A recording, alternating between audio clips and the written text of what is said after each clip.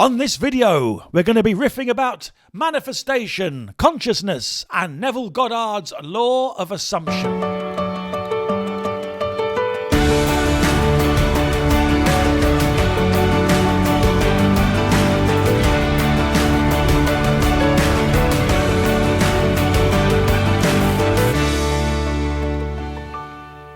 Hey there, and welcome to my first video of 2023. I hope the year finds you well. I thought I'd do a little video today on Neville Goddard's law of assumption, because you've got to talk about something. And I've been stuck. I've had writer's block. I've had no idea what to do a video on, so I assumed the feeling of the wish fulfilled, that I'd made a video and it was a wonderful hit and everyone was watching it and loving it. And then suddenly occurred to me to make a video literally on that, which I'm doing now. So essentially, you are watching the law of assumption in action. There you go, in real time, if you like. This is it. This is it, man. This is it. This, now, us, me, you, chatting over the YouTube. There is nothing else. Which is another reason I like Neville Goddard, because he squares up very neatly with the non-dual understanding once you get what he's really about, Mushin.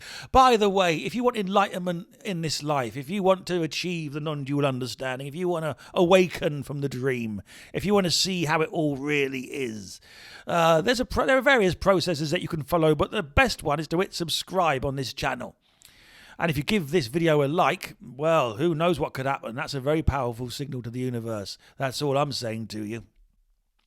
So what is the law of assumption? How is it different from the law of attraction? Well, in one fairly major way, in that it actually works. But there are subtle differences. I'm going to share with you on this video, and also one fairly spectacular story, which is 100% true. I've got loads of these. I've always had a thing about people that talk about these matters. You know, I teach the secret. I teach the law of attraction. And how did you make your money? By teaching the law of attraction. You didn't actually attract it. This is why I like Neville, because he gave his teaching away for free. He still does now. It's all free. It's all on YouTube. You don't need this video. You can actually listen to him. It's all free. He just give it away. He actually made his money, had achieved his success in business and as a dancer. So his workshops, his talks, they were all off. They were an offering. You know, anyone could turn up, and that's beautiful. There's an authenticity in that. He wasn't trying to upsell you to the next workshop that then upsells you to the next workshop, and a never-ending wheel of workshops. I like the man. So Neville Goddard was a contemporary of Alan Watts. They were speaking at the same time. He's not as popular as Alan Watts, though he's getting there, because everyone's very interested in manifesting again all of a sudden, because we're all skint. You know, the modern world is designed to suck money out and not necessarily put it back. So people are now investigating these things. Like when The Secret first came out. Everyone got into that and was all excited about The Secret. Oh, have you seen The Secret? Oh, The Secret, the law of attraction. It's amazing. It's amazing. And about 7 or 8 months later, when the stuff didn't show up, they started to lose their interest a little bit. But who cares? She'd made her money by then. Off on her horse and cart to sell her snake oil at the next town. I got an elixir here that'll restore your hair loss. So, what is the law of assumption, and how does it differ from the law of attraction? Well, I'm going to explain my own personal... I'll explain it from where I am now.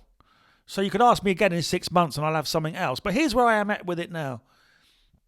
The law of assumption is one of Neville Goddard's essential teachings. It is the living from the place of the wish already fulfilled, assuming that the wish, the desire, the goal has already been fulfilled, achieved, and you're the other side of it, and that's what you're feeling. You know, that sensation that you're feeling is where you live from. You live from it rather than waiting for it to come. You assume it's done and then you live your life. You don't focus on how you're going to get there. That will be revealed in the living of life. You just assume that it's done and then you live your life. If I could just make a very brief pause in this narrative to let us all appreciate the beautiful incense that I am currently sniffing. Oh, if I could put a smell feature on these videos. So where else Where else would you get such fine quality scent but from the chakra rooms, Ram's Bottom, the finest incense purveyors on the face of the earth? Back to the chat. So you assume the feeling of the wish fulfilled and then you live your life, then that is your business. You don't focus on the how. The how will reveal itself as you live your life, as you interact with your fellow man and woman, as you do whatever you do. And I've been thinking about this an awful lot because my relationship with these manifestation teachings is an odd one, because I'm more drawn to the non-dual understanding. I'm drawn to Taoism, to Zen, to Dzogchen, to the Shaivism of Kashmir, to Advaita Vedanta, the non-dual schools, the idea that all there is this, that what's happening now, that everything else is an illusion, that this is it. This is it. Me and you talking now is it. Whereas the law of attraction is that this is not it, that there's a separate self and a separate universe, and that you're trying to acquire stuff from said universe. The idea of cosmic ordering, that there's a separate you asking a separate thing over there to give you free shit. And then you get angry at that separate thing when it doesn't work out, and you start to blame. You blame God, you blame the teachings, you blame the thing. The thing is separate from you, you know. And what I like about Neville was, in his teaching, he reached the point when he realised that he was God. I don't mean him as an individual. I mean that you are God, I am God, we are all God, because all there is this. God being consciousness, awareness. He got there via the route of these teachings. He called it the promise. The law was his manifestation teaching. The promise was this end point when you realise that you are it. And once you realise you are it, you stop intending, because everything is perfect as it is. The universe is revealing itself one moment at a time. You are just in that state where you're manifesting it. Because there is manifestation in the non-dual teachings, but it's not manifestation as in you sit and imagine a nice car and it appears on your driveway. It's manifestation as in you are creating all this as you go along. You are creating your own individual universe. Light hits the eyes, sound hits the ears, sensations hit the skin, flavours hit the tongue, scents like the beautiful incense from the chakra rooms Ram's Bottom hit the nose. They go into the nervous system, it squabbles them about, then projects out what you experience as reality. You are literally manifesting it. Just you're not doing it consciously. It's just happening. It's just happening. It's just happening. And the nice thing about the law of assumption is when you practice it, again, it just happens. In the living of life, it works out. I'm going to give you a little success story. A big one, actually. Well, a little one is this video itself. A simple one is this video itself. The fact that I was sat on the couch locked, no idea what to do, what to make. So I sat, closed my eyes, assumed the feeling of the wish fulfilled, that this video was made, it was edited, it was out there, that you were watching it and enjoying it. And here you are, watching it and enjoying it. Did I manifest you? Are you manifesting me? Or are we one thing experiencing itself? Or is it a simulation and it's all lizards? So here's one. This is when I was practicing it without realising I was practicing it. I was very small. I'd have been about 8-9 years old, and I could not sleep at night. And I'd never had a holiday. I didn't go overseas until I was in my mid-20s. Holidays just weren't part of our bizarre family setup. I won't bore you with the details, but, you know, no money and no holidays. Didn't happen. So at night, in order to doze off, I would imagine an awful lot of stuff. Better than where I was, you know. And one of the things that I would imagine was this Caribbean beach to go to sleep. I would imagine I was lying on a beach to go to sleep. That was my counting sheep, if you like. And I saw it clear, very, very clear. I saw the whiteness of the sand, the colour of the water, everything about this beach. And the visualisation was that I was lying on my back on the sand, and as the lovely warm water washed over me, it took away my tensions. And I would doze off in that manner. A rhythmic thing, very nice.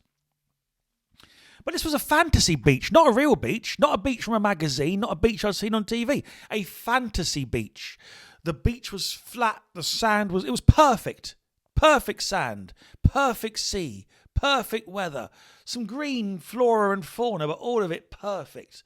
A manufactured beach, not a real beach. No detritus, no seaweed, no weird pine cones, no strangeness. Just a perfect, flawless beach that didn't exist anywhere in the world.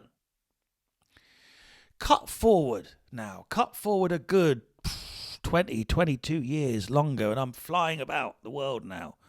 And I'm doing my first contract for Disney for their cruise line. They've flown me out to Miami. I've never been to America. I'm excited.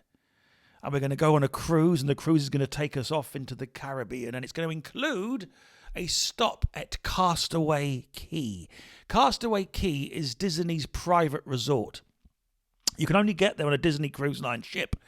And it's a beautiful resort. It's incredible. But a resort it is. It is a manufactured resort and a gorgeous one. Absolutely stunning. And I'm excited to see it. I've never been in this part of the world before.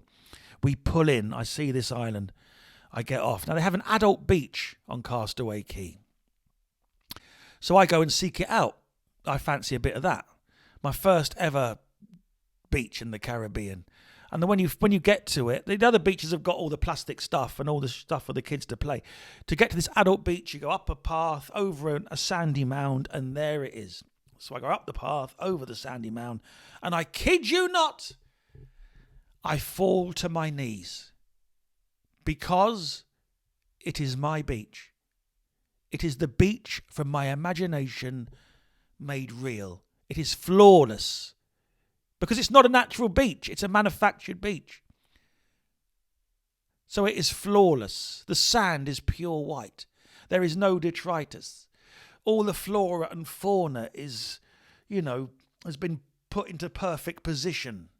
The sea is like, this is the creamiest sea I've ever encountered. Obviously, they didn't make the sea. That's the Caribbean Sea. But the beach itself, here's the thing.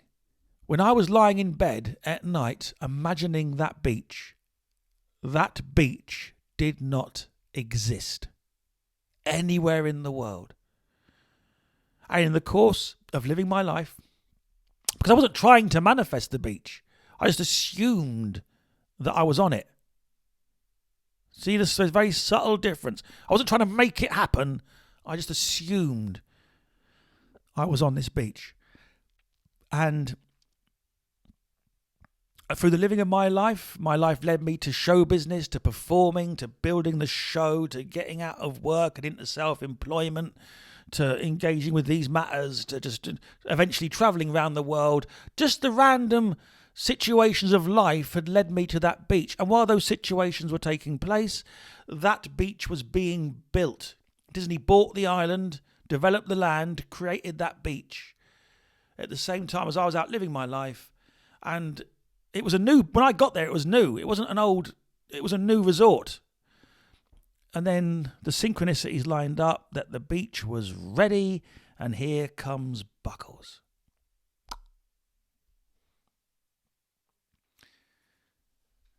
Did I create the beach with my God mind? I don't think so. Or was the desire that I had, this is the way it gets interesting, the universe seems to grant impersonal desires. Where do desires come from? This is getting into the non-duality side of it now. If all there is this, if thoughts just arise, if desires just arise, then the desire is much it as any other thought. One of the mistakes a lot of the non-dual people seem to make is that thought has to cease and you have to be in this blank, formless state. You don't. The thought is as much it as everything else. The key is not to be attached. But because you don't choose your thoughts, they happen. They happen. And your desires happen, as does everything else. Your desires are as much it as everything else. So where does the desire come from? The thought of that beach just arose based on my conditioning, based on where I was at in life. And I assumed I was there. And then through work and through life, I got there. And it was created. I don't know what I'm trying to say. It was a powerful one, though. So the law of assumption has worked for me in that the law of assumption removes desperation, it removes need. And so the different parts of your brain that are responsible for creativity can open up and give you ideas and things. Give it a go yourself. Give it a go yourself. Start small. Think of something. Assume it's already achieved. And then just see what happens. Is it that all is consciousness, that all is one thing and you are it? Is it that you're making it happen? Well, there's no you, so no, you're not. This got heavy fast. It's happening. The desire and its eventual achievement are just happening. There's no you doing it. By which I mean no individual separate person in here working the gears. The bigger picture, who you really are. That is what's doing it, because it's doing it for itself. The universe grants desires on behalf of itself, not on behalf of you, the individual. Because there is no individual. And the key to that is just to assume that things are going to go the way they're going to go, and then watch as they do. That's the idea anyway. And it's borne good results in my life. Whenever I've tried to write something and create something out of desperation, out of want, out of trying to get something, it's never worked. When I assume the state of the wish fulfilled, when I assume that the work is complete, when I assume that the thing has happened, life seems to flow in that direction. And letting go is a major part of it. Letting go is a huge part of it. Being content with what is, still striving for what one wants, but being content with where one is, with what's actually happening now, not dashing this moment off for a future one. You know, this is why the law of attraction is a source of frustration for so many people. They're in the shit, they imagine a better scenario, but then they come straight back to the shit and nothing's changing. The key is acceptance of this, complete acceptance of where you are. Because where you are is where you are. And then from there, from that place of acceptance, moving forward. And the nice thing about the law of assumption is it removes that desperation. If you're in the state of the wish fulfilled, then you're not in desire anymore. You're not in want. You're not in need. You're in the state of fulfillment. And when you're in the state of fulfillment, things do tend to work out in a way that they don't when you're frustrated or you're in anger or you're in projection or whatever.